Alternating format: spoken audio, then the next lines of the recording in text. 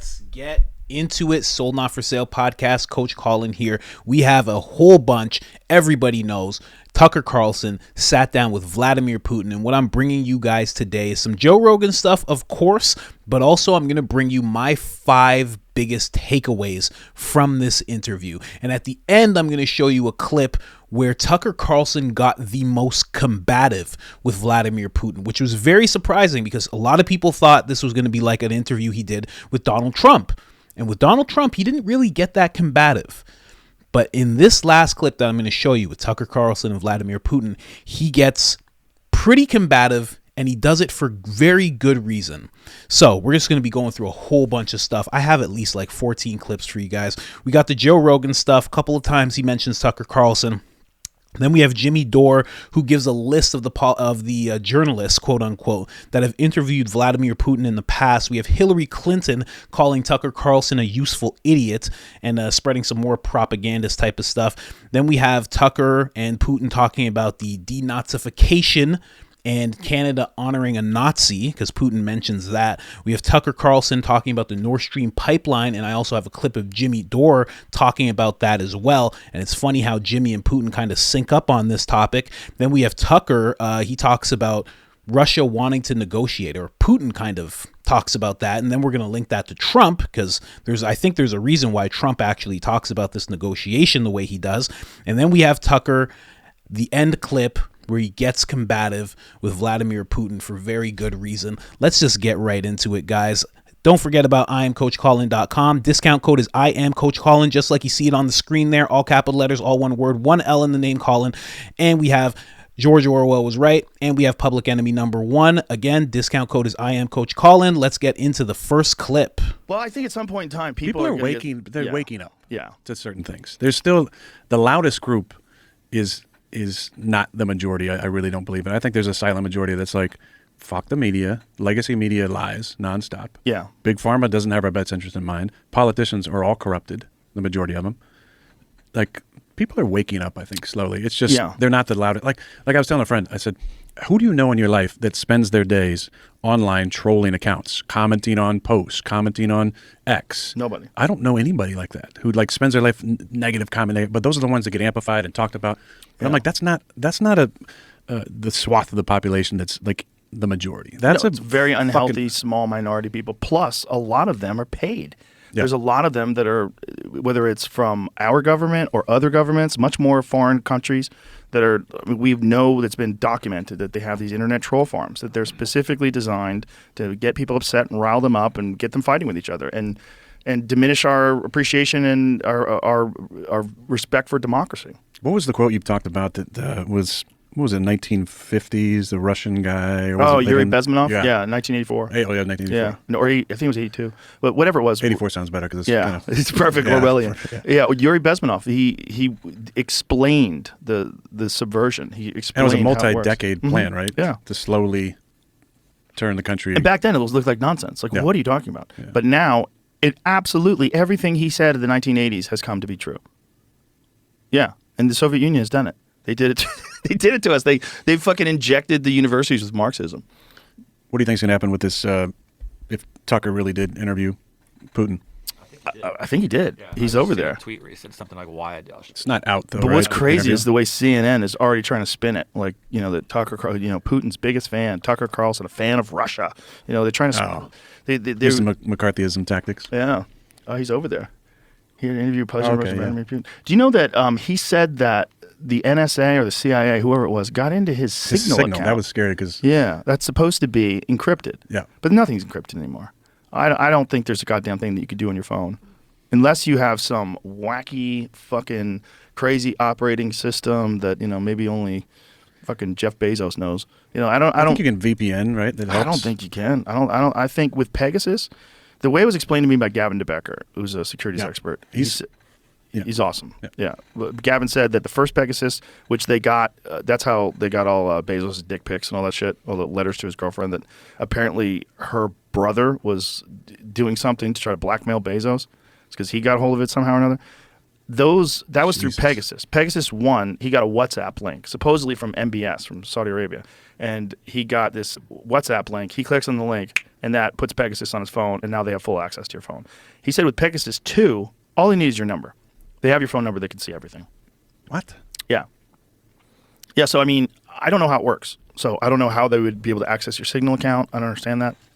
I've had the guy who created Signal here, and he seemed to think it was pretty rock solid, but that was back then.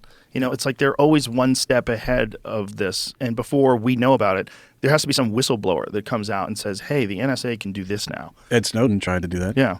Yeah. My biggest problem with the kind of a counter argument to that, or a common sentiment is, well, I don't care, I have nothing to hide. It's like, you're missing the fucking point. The point is that there should be some freedom of privacy. Yeah. To not have to have fucking people looking at your shit. Yeah. And I don't care you have nothing to fucking hide.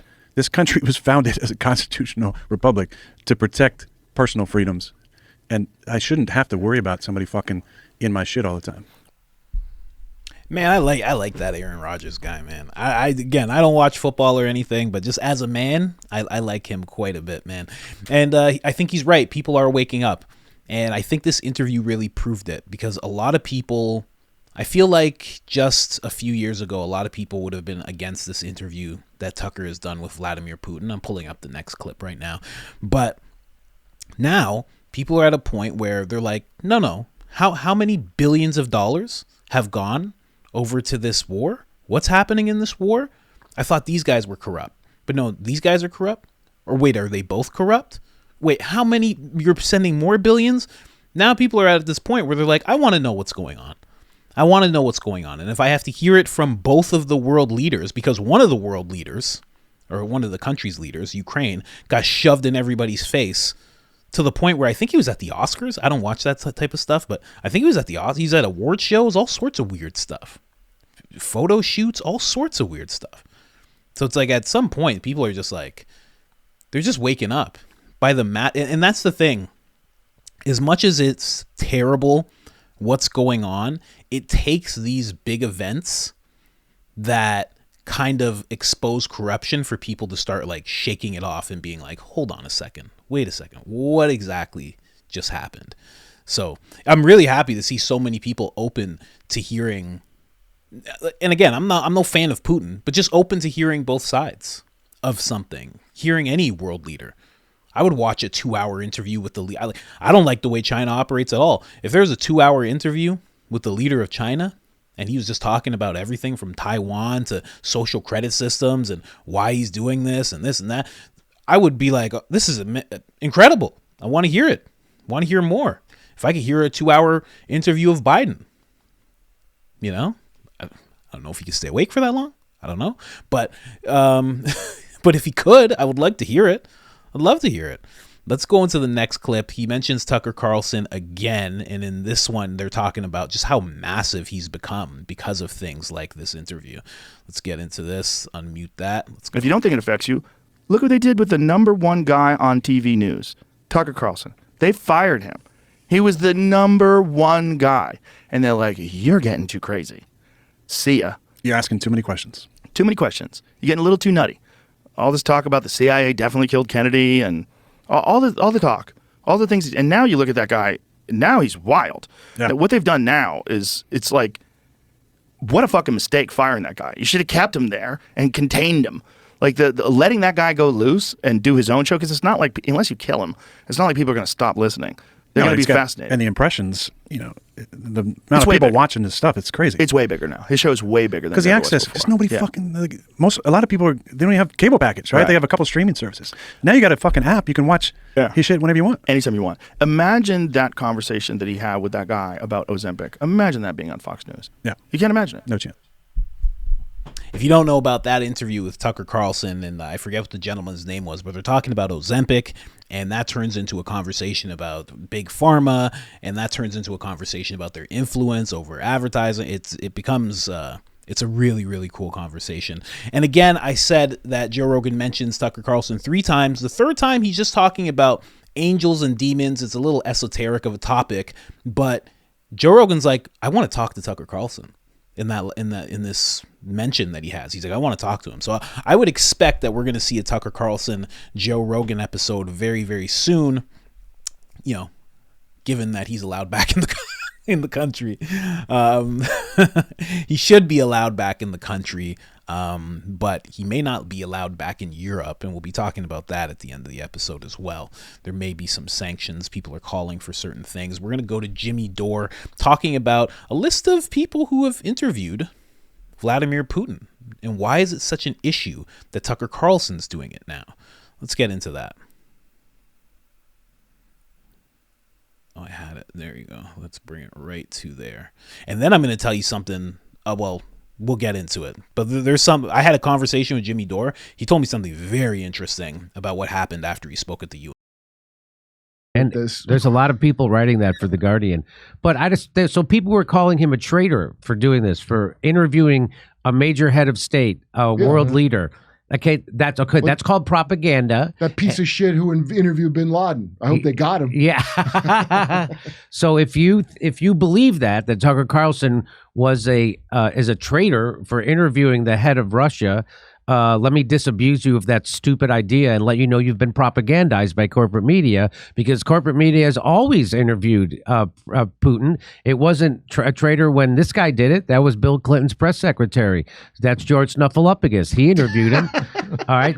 There's Barbara Wawa. When she interviewed him, that wasn't, I don't know who that is, but she's looking good. There's Oliver Stone. When he did it, it was journalism. When Matt, no, it was treason when he did it too. Yeah, it was. But when Matt, who's this name? Matt Lauer did it. It was journalism. When Larry King did it, I love Larry King. When Larry King did it, it was journalism. When Megyn Kelly did it, it was journalism. When Chris Wallace, the bad Wallace, did it, it was journalism. But when Tucker Carlson does it, treason. Yeah, well, he's the wrong guy to do it. That's the rationale. He's not the right person to do it, because he's going to interview Vladimir Putin the way all these people interviewed Zelensky. How dare Tucker Carlson do what a shitload of other American so-called reporters have done previously? How dare he take such treasonous action? That's unbelievable. Watch out. But here's the thing to what that gentleman just said. It wasn't like the interviews you saw with Zelensky. It wasn't like that, because Zelensky gets thrown softer balls than Joe Biden. He got no pushback. He got no grillings, nothing. Everything was just about what a hero he is, how amazing he is, David and Goliath kind of thing being brought up between him and Russia. It was very interesting to see. We're going to move on from there. But Jimmy and also I just want to touch on what Jimmy said. So many people have done it. Why is it a problem that Tucker's doing it? And again, I think I said this in a former video that I did about Tucker and Putin. It's because Tucker is no longer has that leash of the mainstream media and whatever entities or agencies that the mainstream media is attached to. He's not controlled. He doesn't take talking points. He's able to humanize somebody if he chooses to do so. He's able to ask questions that the people actually have in mind. He's able to make somebody, you and I, the public, think differently about this world leader. And that's something that they just don't want. At the end of the day, he is no longer under their control, and they don't get to control this narrative. After they've already tried, like Joe Rogan brought up, they've already tried to really kind of poison the waters on everybody's mind in terms of what Tucker Carlson is doing. And I'm about to show you another example of that with Hillary Clinton. And I don't even know who this woman interviewing her is, but they've tried to kind of steer it into a certain way of thinking. When you see this interview, you're already going to have this preconception. It's not working. It's not working anymore. And I'm so glad it's not. Let's get into this. Hillary Clinton being interviewed for some reason. Have no idea. It seems like every time they need her, they just bring her out of nowhere, because she's not relevant anymore. She's not relevant. You know what I mean? This makes me think of that old Dave Chappelle bit. I need to know what Ja Rule thinks about all this. She's like Ja Rule. What do I need to know what she thinks about this? But we're going to hear it nonetheless in a segment called, look at this, for Christ's sake, disaster management. Wow. Okay, let's get into this. Hillary Clinton. Let me pull it all the way back so you can hear everything that this lady has to say. Tucker Carlson is in Moscow right now interviewing Vladimir Putin. Right.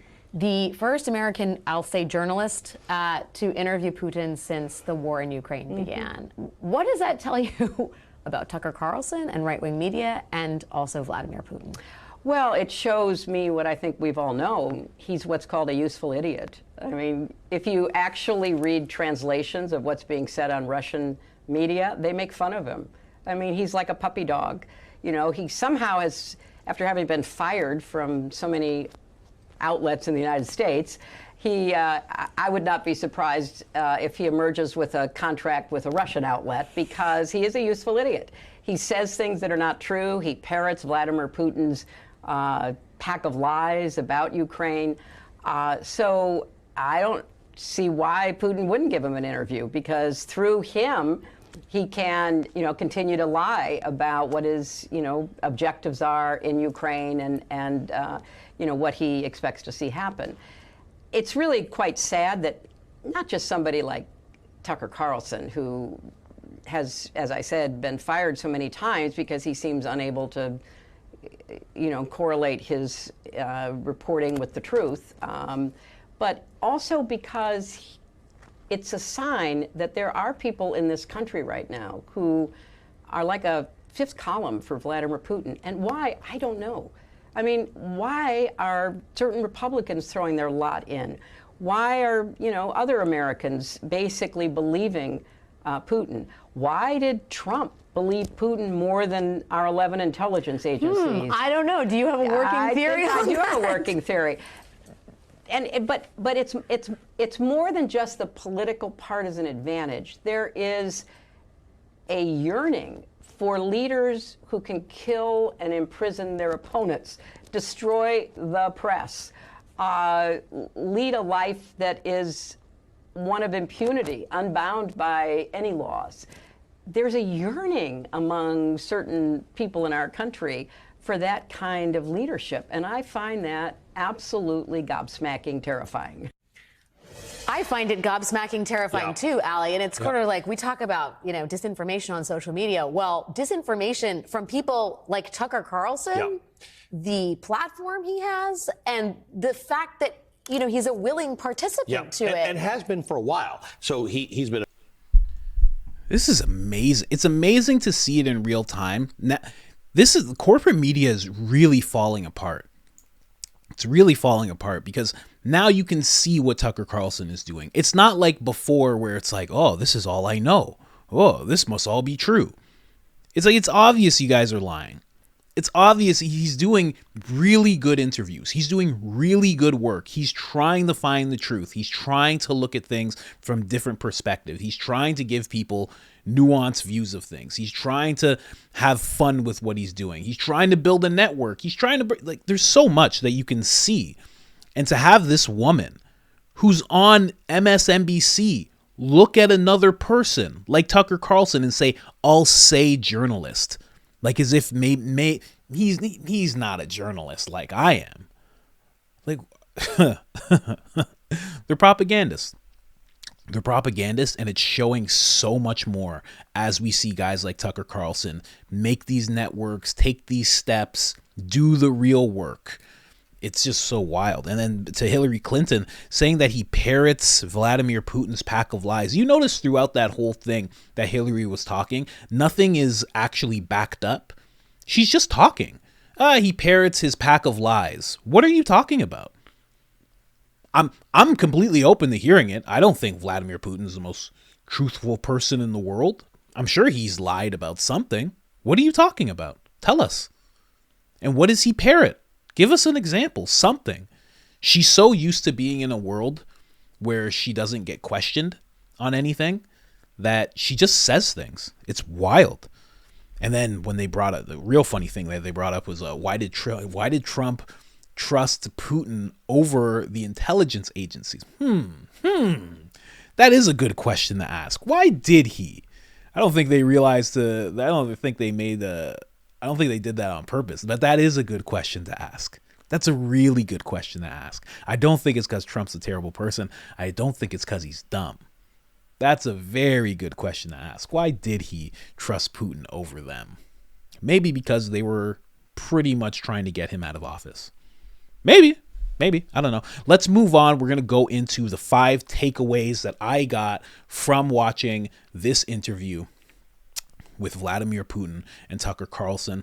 We're going to start at the denazification that Putin was talking about at the beginning of this whole thing, and this is what he gets into, him and Tucker talking. Let's go. You just asked a question about neo-Nazism and denazification.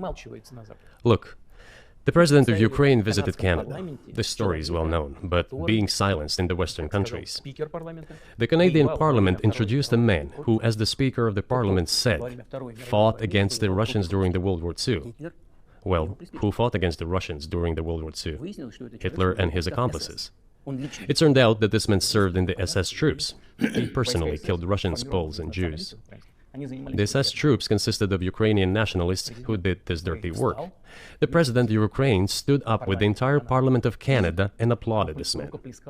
How can this be imagined? The president of Ukraine himself, by the way, is a Jew by nationality. Really, my question is, what do you do about it? I mean, Hitler's been dead for 80 years. Nazi Germany no longer exists.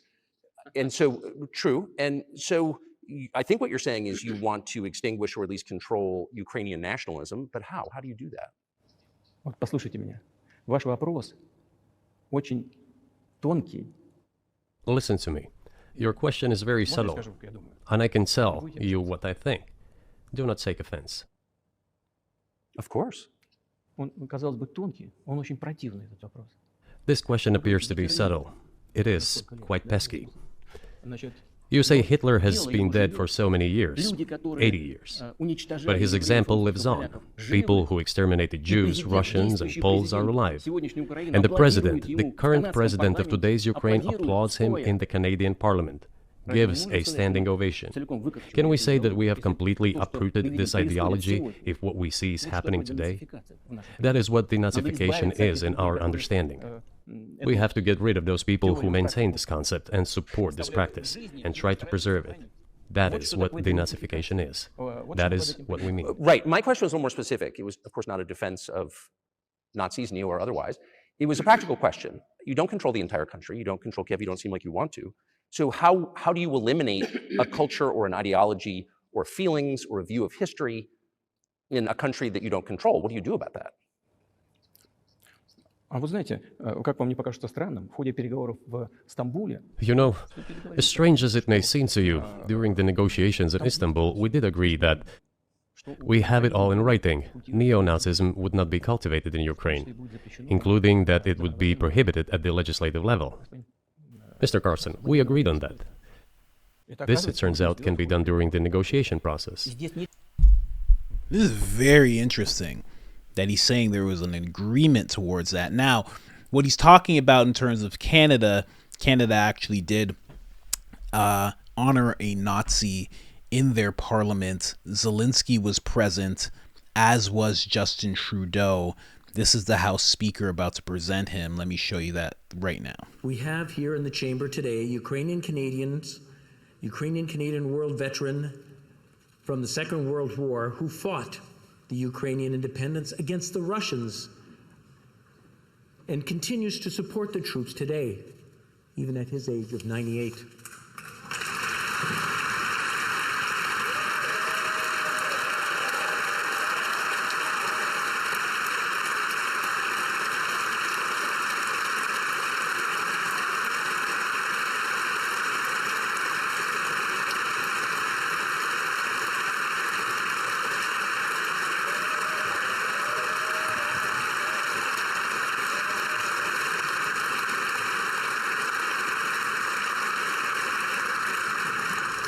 His name is Yaroslav Hunka. And I was going to say he's in the gallery, but I think you beat me to that. But I'm very proud to say that he is from North Bay and from my riding of Nipissing-Temiskaming.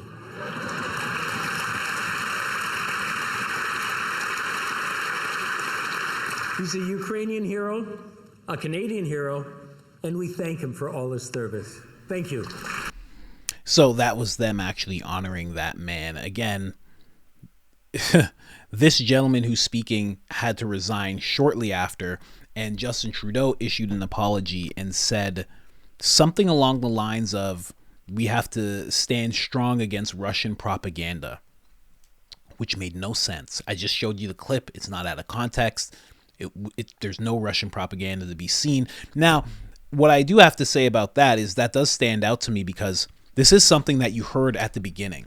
And when I first heard Putin talk about that at the beginning, before, as the whole war just started, I was like, well, I'm like, Russia has neo-Nazis. I'm like, who is this guy? Like, this is a lie. Like, I was of the thinking that this was a complete lie because I'm like, Russia has neo-Nazis. I'm like, doesn't it? You know, but also I have to kind of question where I got that information and if that's actually true. But it just seemed like something he was making an excuse. He was just making some kind of excuse, like, oh, I'm doing this to stop the Nazis. And it's like, what are you talking? What Nazis? And then later on, you learned about the whole Azovstal battalion. There's a certain battalion in the UK, or sorry, not the UK, sorry, in the Ukraine, and they do have they're a neo-Nazi battalion. So there is quite a bit of that going on. And then it didn't help at all that Zelensky actually was in Canada honoring a man who was, again, fighting against the Russians on the side of Hitler. Like, it was just a bad look all the way around. But it kind of made me question. I'm like, that's interesting, because I thought that was a lie. He's still standing by it. He's bringing it up again with Tucker Carlson. But here's another thing. Let's just say let's say there's not as many neo-Nazis, because I remember getting information that Russia had the highest neo-Nazi population in the world. Let's just say that's not true. Let's say there's not that many of them. If you can't extinguish it in your own country, why do you think you should be able to extinguish it in another country? And not that I want to see it in either, but I guess his whole claim is that they have a written agreement that that's something that wouldn't be allowed. I guess. But in my mind, it's like, why do you even care? But I guess you care because you had to go to war with those people, and so many Russian people died in World War II. So you don't want to see anything like that rise up again. Makes sense. It's just very, very interesting. So that was a big takeaway that I got. Another one is this one's very interesting.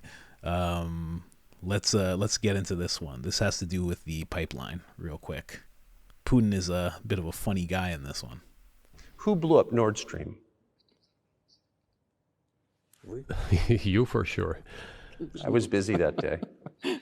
Nate, do you have I did not blow up Nord Stream. Thank you, though.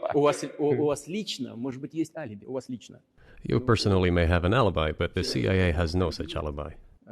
Did you have evidence that NATO or the CIA did it?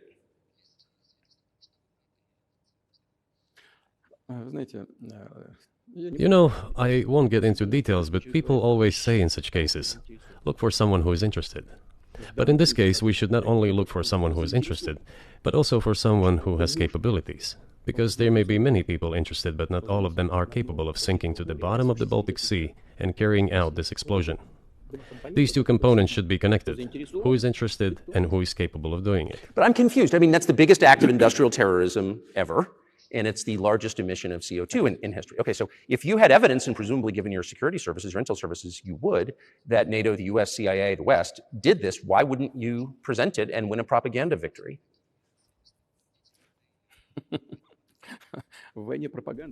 In the war of propaganda, it is very difficult to defeat the United States, because the United States controls all the world's media and many European media.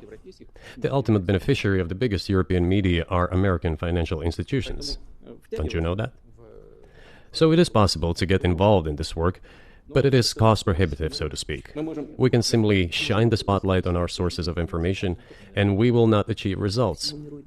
It is clear to the whole world what happened, and even American analysts talk about it directly. Again, very interesting. Saying that you might have an alibi, but the agency doesn't have an alibi is very, very interesting. Now, I am going to play a clip of Jimmy Dore, because Jimmy Dore actually spoke at the UN. And I was talking about earlier in the episode how it's interesting how him and Putin kind of sync up in their line of thinking. So let's play Jimmy Dore, and then I'll tell you a little little bit about what happened to Jimmy in a conversation we had directly after he gave this speech. The 9,424th meeting of the Security Council is called to order. The provisional agenda for this meeting is threats to international peace and security. The agenda is adopted. In accordance with Rule 39 of the Council's Provisional Rules of Procedure, I invite the following briefers to participate in this meeting. Mr. Dirk Polman, journalist, and Mr. Jimmy Dore, political commentator. It is so decided. I now give the floor to Mr. Jimmy Dore. Greetings, Mr. President, distinguished members of the Council. I'm here to speak today about the attack on the Nord Stream pipeline that took place 1 year ago on September 26, 2022. 4 explosions ruptured the Nord Stream 1 and 2 pipelines that carried natural gas from Russia to Europe. It was the biggest act of industrial sabotage in human history, severing the main artery for energy from Russia to Germany, cheap energy that was critical to maintaining Germany's industrial base. We have heard every cockamamie and ridiculous theory on how this happened. Now, you don't need to be a genius investigative reporter to figure out who is the culprit of the Nord Stream attack. Incredibly, most Western news outlets ignore the fact that the President of the United States, Joe Biden himself, announced on February 9th, 2022, that he would in fact attack the Nord Stream 2 pipeline, saying, and I quote, "If Russia invades Ukraine, tanks crossing the border again, there will no longer be a Nord Stream 2 pipeline. We will bring an end to it. I promise you, we will be able to do it." Even with that pre-admission of guilt from the President of the United States, most of the Western press remained baffled as to who could have pulled off the greatest act of eco-terrorism in history. But luckily, we don't have to rely on my interpretation of President Biden's clear threat to attack the pipelines. We actually have Seymour Hersh, a genius investigative reporter with impeccable reputation and credentials, who reported that in June of 2022, United States Navy divers operating under the cover of a widely publicized summer NATO exercise known as Baltops 22 planted the remotely triggered explosives that 3 months later destroyed 3 of the 4 Nord Stream pipelines, according to a source with direct knowledge of the operational planning. And like all criminals, the perpetrators could not contain their elation over committing the crime. Shortly after the attack, many high-ranking U.S. officials could not help but brag about their achievements and expressed multiple times how they were proud of being able to put an end to the pipelines. Undersecretary of State Victoria Nuland said, "I am, and I think the administration is, very gratified to know that Nord Stream 2 is now, as you like to say, a hunk of metal at the bottom of the sea." The United States Secretary of State Antony Blinken called it a tremendous opportunity to once and for all remove the dependence on Russian energy. You have to be a paid liar to not acknowledge the hand of the United States in carrying out these attacks. Whew, Jimmy Dore, ladies and gentlemen, not playing around. Now, when I was talking to him, I let him know this is as big as when Dick Gregory brought the Zapruder film to Geraldo Rivera. I was like, there hasn't been something this big. I'm like, this is like a historical thing. What he told me in our conversation was that directly after giving this speech, somebody hacked into his computer and actually hacked through his two-factor authentication. Very interesting. And again, speaking to what we've just heard over and over again, who's interested and who's capable? You know, why would somebody do that? So that was just Jimmy Dore talking about that. It's very, very interesting. And of course, this is all alleged. I don't know who did it. I don't know. Between, you know, Tucker's interview and Jimmy Dore, I have no idea who did it. That's why Tucker's asking the question. I don't know. and nothing really happened in terms of any type of movement after Jimmy Dore said what he said. But, it goes on longer as he kind of pleads his case for what he thinks. And yeah, that's just one of the big takeaways there. Just the fact that Tucker was able to ask that question that Putin actually answered. And let's just keep going. Now, this one is talking about negotiations it's a quick clip, but it's talking about negotiations between U.S. and Russia and why that hasn't happened yet. Putin kind of, he could have went real hard on American society, but this is the only time he really jabbed at it. Let's go. Do the United States need this?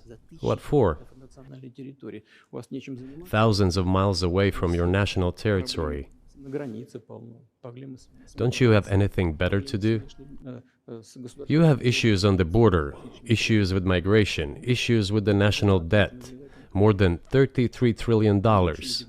You have nothing better to do, so you should fight in Ukraine? Wouldn't it be better to negotiate with Russia? Make an agreement, already understanding the situation that is developing today? So, I find that very interesting. Wouldn't it be better to negotiate with Russia? I don't know. I mean, I've always felt like that wasn't on the table, given what's been going on, given the fact that they're actively at war. Is that an option? But now this is the whole reason why Tucker's interview is so important, because now all of a sudden you hear that from him and you're like, wait a second. That's the guy. That's the guy who could say whether or not a negotiation happens on that side. And he says, why aren't we negotiating? That's interesting. Now, he could just be saying that. He could just be saying that just because he's on an interview. Maybe he knows. Maybe, the whole thing that Joe brought up in the beginning of this video, maybe Yuri Bezmenov was right and they're really doing stuff like this. And he understands that Americans are going to see this, and he understands that he could say whatever he wants and cause some kind of dissent. That could be it too, right? You can't put that past him. I mean, he's not a friend to the American people. Although there are some people who think he is. Like, oh, he's a good guy. Not really. I'm not saying he's a bad guy, but he's definitely not your friend. like get out of here. Get out of here. No politician is your friend. They don't hang out with you. But this is the reason, I think, why Trump is so confident that he could resolve this within 24 hours. Because if you remember, just about 6 months ago, Trump said that, and everybody was like, what are you talking about? And he was very adamant about it. So I'm going to play that clip for you guys next. Said very boldly, you could end this Ukrainian-Russia war in 24 hours. Yeah. How? So I know Zelensky very well because he was very honorable with the fake phone call, impeachment hoax #1. They said I made a phone call to him, and I was very threatening. I wasn't at all. I was actually very nice. I was congratulating him on a victory. But when they asked him, they said, were you threatened? He didn't even know what they were talking about. He was very honorable. He could have done grandstand and said, yeah, I felt threatened. He didn't do that. And as you know, I get along very well with Putin. I would tell Putin, got to settle. I would tell Zelensky, you got to settle.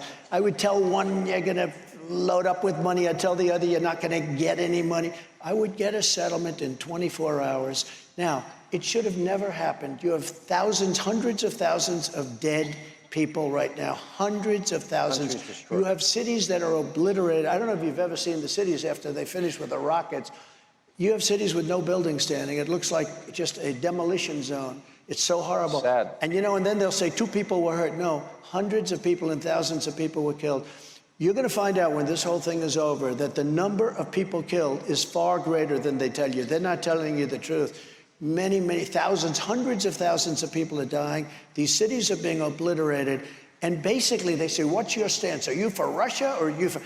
I'm for one thing very simple. I want to stop people from getting killed. And I'll have it done in 24 hours. Now, maybe the reason that he's so confident about that is because he actually knows these world leaders. Maybe he knows that Putin is open to negotiations. Maybe he's talked to him so many times that he's like, I'm going to sit down with this guy and we're going to have the same type of conversation, same type of communication, lines of communication we've always had, and I'm going to get this done. Maybe that's what it is. Because when you hear that at first, here's the premise when you first hear that 6 months ago.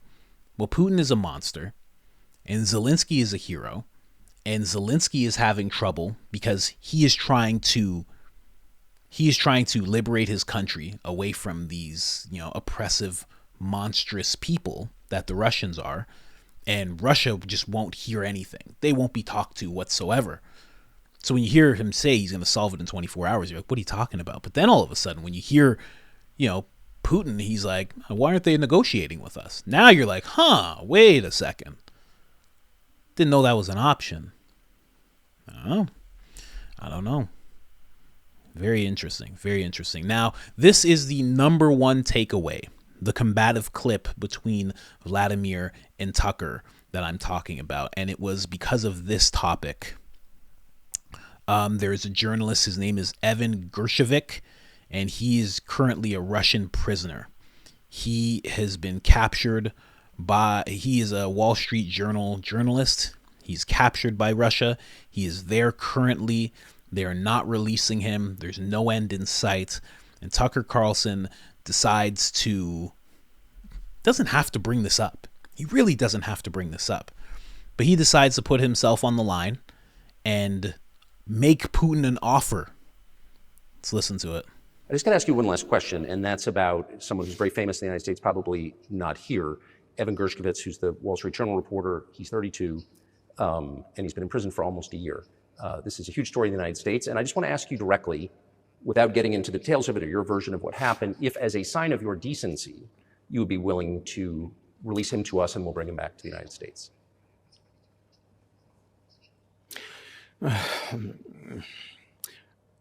Мы столько сделали жестов доброй воли, что, мне кажется, мы исчерпали все линии. We have done so many gestures of goodwill out of decency that I think we have run out of them. Ни разу не ответил. We have never seen anyone reciprocate to us in a similar manner. However, in theory, we can say that we do not rule out that we can do that if our partners take reciprocal steps. When I talk about the partners, I first of all refer to special services.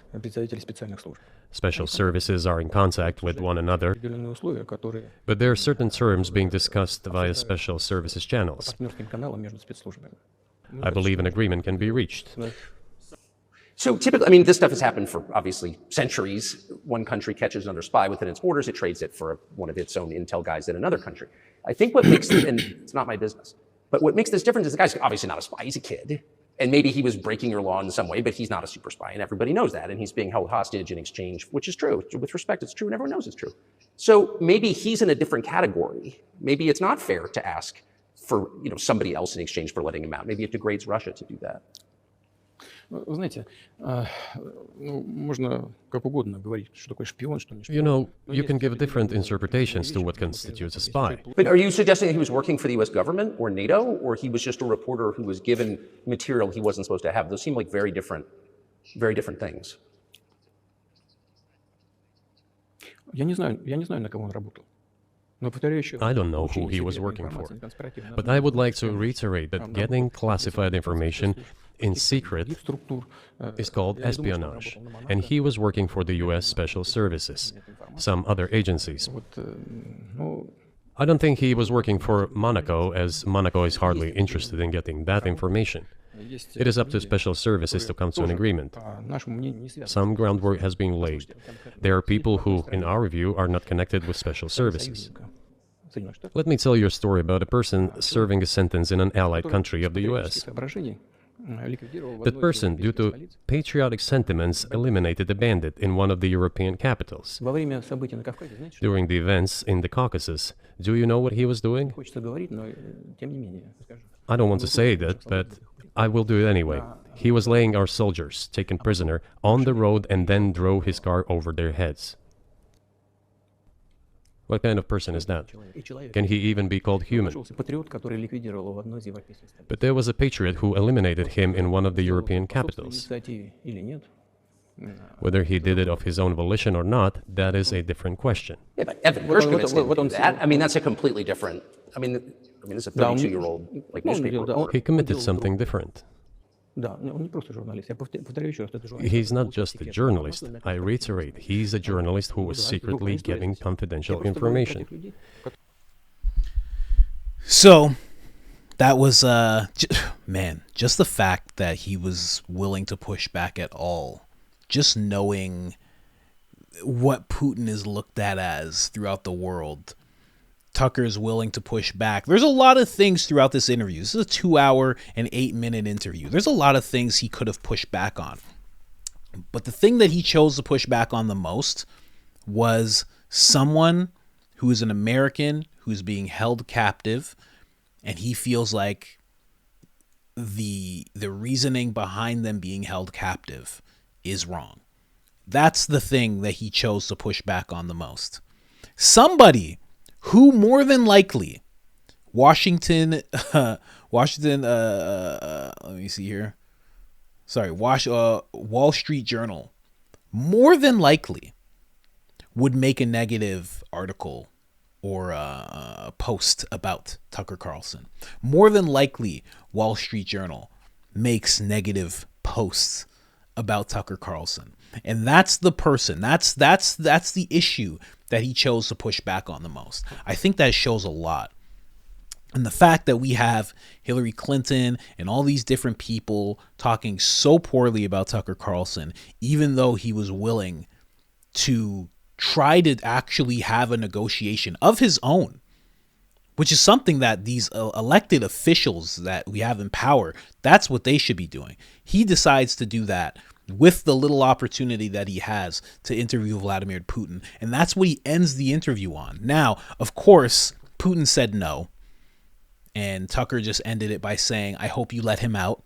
And then Putin said, I really do. I'm hoping he gets to go home too. But we have to try and figure out this situation. And secret services, they're all in contact right now. And that's basically where it ends. But Tucker pushed for it. It's very, very noble of him to do so. The Tucker interview is out right now. Those are just my takeaways from it. But you can definitely listen to it. If you have X, this is not behind a paywall, guys. It's a 2-hour interview. It's already at 140 million views. Everybody likes it. Andrew Tate said Putin was soft. He could have ripped apart American society. The whole interview felt like playing chess with my dad. You don't know why the master moves the pawn. And by the end, you find out, and it's too late. Babylon B. Journalists confused by journalism, by journalists doing journalism. That's amazing. End Wokeness says the final nail in the mainstream media coffin. That could very well be right. Benny Johnson says Tucker may literally bring peace to the world with this interview. Lies create war and slavery. The truth shall set you free. Jackson Hinckley, a lot of people don't like him.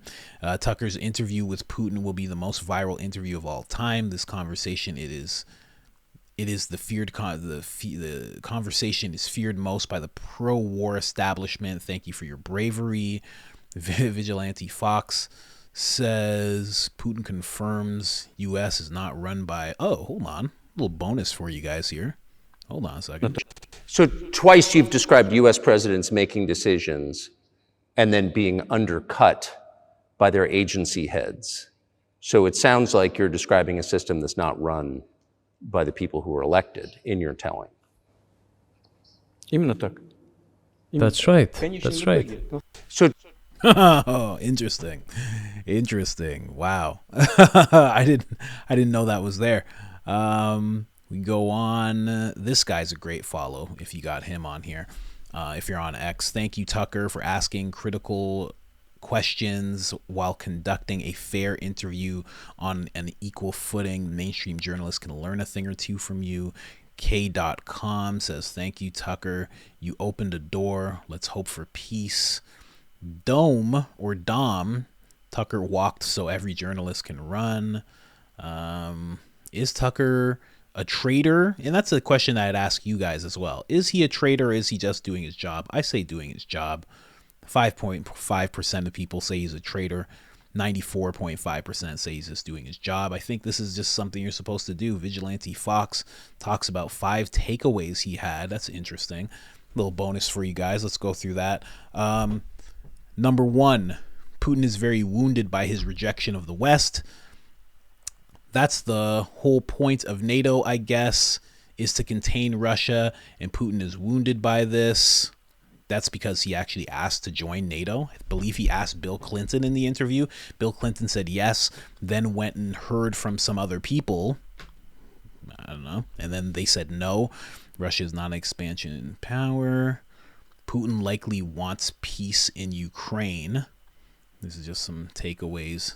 Demands for Russia to relinquish Crimea are insane.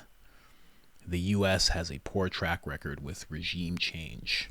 Very, very interesting. And then we got Dave Smith here. He says, man, Tucker Carlson is an American hero. He gave Putin a tougher interview than any corporate journalist, quote unquote, has given Zelensky. He also wasn't disrespectful, and he allowed Putin to give his perspective, which is one Americans have to grapple with.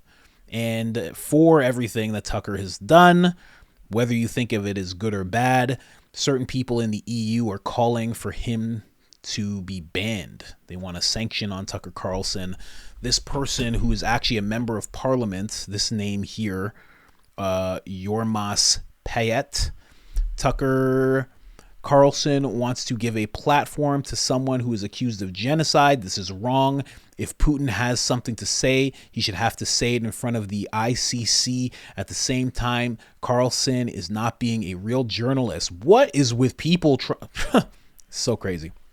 Not being a real journalist, since he has clearly expressed his sympathy for the Russian regime and Putin, and has constantly disparaged Ukraine, the victim of Russian aggression. So for such propaganda, let me make sure you guys can see that. So for such propaganda,